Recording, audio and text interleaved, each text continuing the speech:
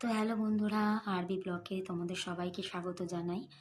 তা আজকে আমি একটা ব্লগ করছি। তো এই ব্লগটা একেবারে সম্পূর্ণ আলাদা।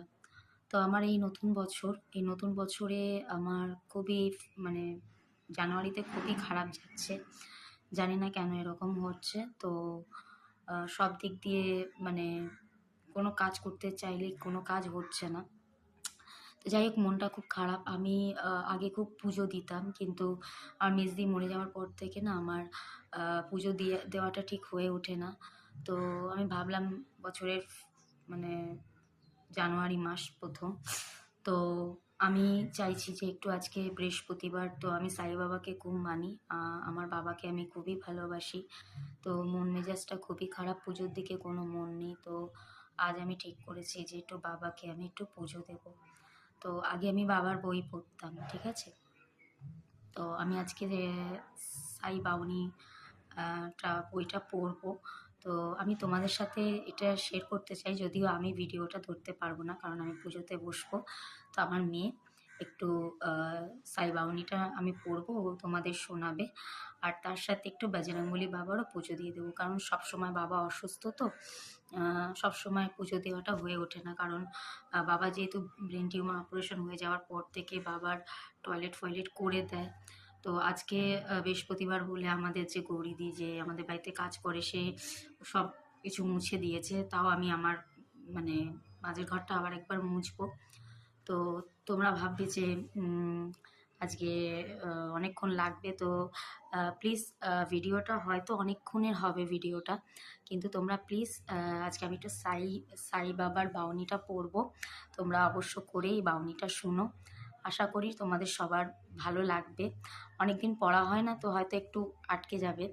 তো তোমরা প্লিজ আমাদের সাথে থেকো। আর আমি সাই বাবাকে পুজো দিচ্ছি, তোমরা অবশ্যই দেখো, ভিডিওটা স্কিপ করো না। আশা করি তোমাদের খুব ভালো লাগবে আর মনটা শান্তিও হবে। বাউনিটা পড়লে তোমাদের মনটাও মানে শান্তি হবে। তো এটা বলতে পারো, এটা যারা দেখবে এটা তাদের এটা কপালে ছিল, ঠিক আছে। আর আমি অনেক দিন বাদে পুজো দিই না বলে না আমার মনটা ভীষণ খারাপ হয়েছিল। তো বাবাকে একটু পুজো দেব, তোমরাও শুনে শান্তি পাবে। আর বজরংবলী বাবার হনুমান চল্লিশাটাও পড়বো যদি সম্ভব হয়। যদি বেশি বড় ভিডিও করলে তোমরা খুব বোরিং হয়ে যাবে। তো এটা আমার ইচ্ছে, তোমাদের কাছে রিকোয়েস্ট যে এই ভিডিওটা স্কিপ করো না, প্লিজ দেখো, আমার সাই বাবাকে দেখো। আর সাই বাবার যে বইটা পড়বো সাই বাউনি, সেটা তোমরা শোনো। তো দেখো, আজকে তোমাদেরকে সবাইকে প্রথমবার এরকম ধরনের একটা ব্লগ শ্যুট করছি, যে সাই বাবার পুজো আমার মা দিচ্ছে। আমার মায়ের মন চেয়েছিল যে বছরের প্রথমেই দেবে, কিন্তু কোনো এক কারণের জন্য দিয়ে মানে হয়ে উঠতে পারা হয়নি। তো আজকেও এরকম পুজোটা দিচ্ছে আমার মা। খুব বড় করে হয়তো দিচ্ছে না, কিন্তু যেইটুকুনি দিচ্ছে সেটা হচ্ছে শান্তির পুজো। সেটা আমার মা শান্তির জন্য পুজোটা দিচ্ছে, তার মানসিক শান্তি, মনের শান্তি। শুধু সাই বাবাই নয়, বজরংবলী বাবারও আজকে একটু দোহা বলে না, দোহা পড়বে। বাউনি আমার মা এইভাবে সাজিয়ে নিয়েছে সুন্দর করে মোমবাতি দিয়ে।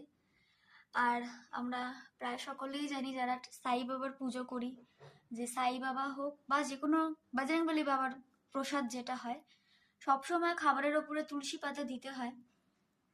কারণ একটা নিয়ম বা একটা কথা আছে, যেটা খুব একটা আমি জানি না, বাট দিতে হয়। যেমন জলের ওপর দিয়েছে, আর এখানে প্রসাদের ওপরও দিয়েছে, সুন্দরভাবে সাজিয়ে নিয়েছে।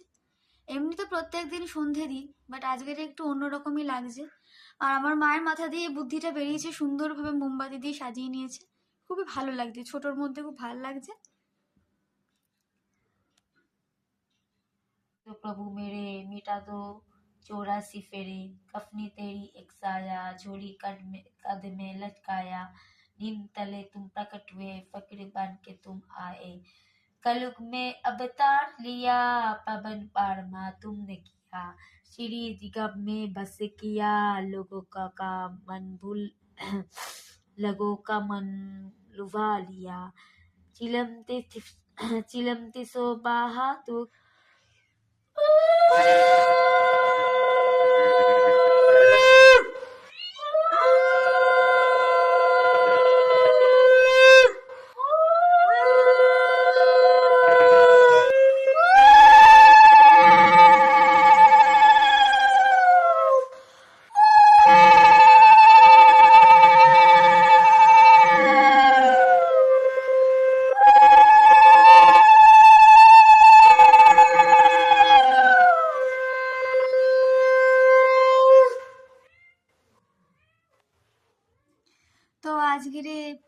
এখানে শেষ হলো, এবারে বাবা প্রসাদ গ্রহণ করবে। হয়তো তোমাদের দিতে পারবো না, কিন্তু অবশ্যই তোমরা অনেকেই সাই বাবার ভক্ত এবং বজরংবলী বাবারও ভক্ত, আমার মাও খুব ভালো, সব ঠাকুরেরই ভক্ত মানে। তো তোমরা দেখলে যে আজকে একটা পুজো দেওয়া হয়েছে ছোট্ট করে। তো অনেকেই তোমরা হয়তো ক্যাচ করবে ভিডিওটাতে যে আমার মায়ের মন্ত্রগুলো পড়া একটু আটকে আটকে যাচ্ছিল। আসলে এটা অনেক দিন বাদে পড়েছে, তার থেকেও বড় কথা আমার মায়ের খুব ডিপ্রেশনে আমার মা চলে গেছে। এখন আপাতত ঠিক আছে, বাট আমার মেজমাসি মারা যাওয়ার পর দিয়ে অ্যাকচুয়ালি এই জিনিসটা হয়েছে। তা প্রথমে আমাকে বলছিল আমাকে নাকি পড়তে দিচ্ছে না, আমি বলছি এই সমস্ত বাজে কথা বলো না।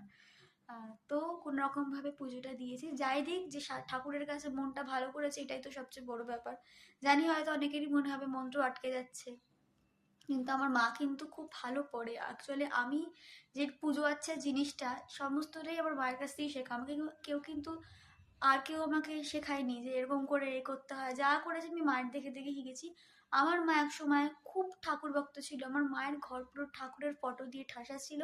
আর আমার মা ঠাকুরের প্রতি খুব আসক্ত ছিল, কিন্তু ইদারিং কিছু কারণের জন্য আমার মা পুরো ডিসব্যালেন্স হয়ে গেছে, মেন্টালি ডিসব্যালেন্স যেটাকে বলা হচ্ছে সেটা হয়ে গেছে, যার জন্য আজ অনেকদিন বাদে পুজো দিয়েছে বলেই হয়তো এরকম অবস্থা হয়েছে। কিন্তু হবে, ঠিকই হবে। আস্তে আস্তে পুজো দেওয়াটা যদি আবার মা শুরু করে, পুজো আচ্ছার মধ্যে থাকতে শুরু করে, তাহলে হয়তো মায়ের আরো ডেভেলপমেন্ট হবে, আরো আস্তে আস্তে মা মন্ত্র পড়বে, আরো এ হবে। তো তোমরা অবশ্যই ব্লগটাকে একটা লাইক কমেন্ট সাবস্ক্রাইব তো করবে আমাদের চ্যানেলটাকে, ব্লগটাকে একটা লাইক কমেন্ট করে দিও। এবং তোমরা অবশ্যই মানে আমাদের সাপোর্ট করো। প্রতিবার একই ভিডিও মানে ভিডিওর মতন আমি একইবারে ভালো বলছি, তোমরা সবাই আমাদের সাপোর্ট করো। এবং যদি আজকের ভিডিওতে কোনো ভুল ত্রুটি হয়ে থাকে অবশ্যই আমাদের একটু ক্ষমা করে দিও। তো আজকের এই ব্লগটা আমি এখানেই এন্ড করলাম। Tata, bye bye, see you, next blog নিয়ে আসবো। টাটা।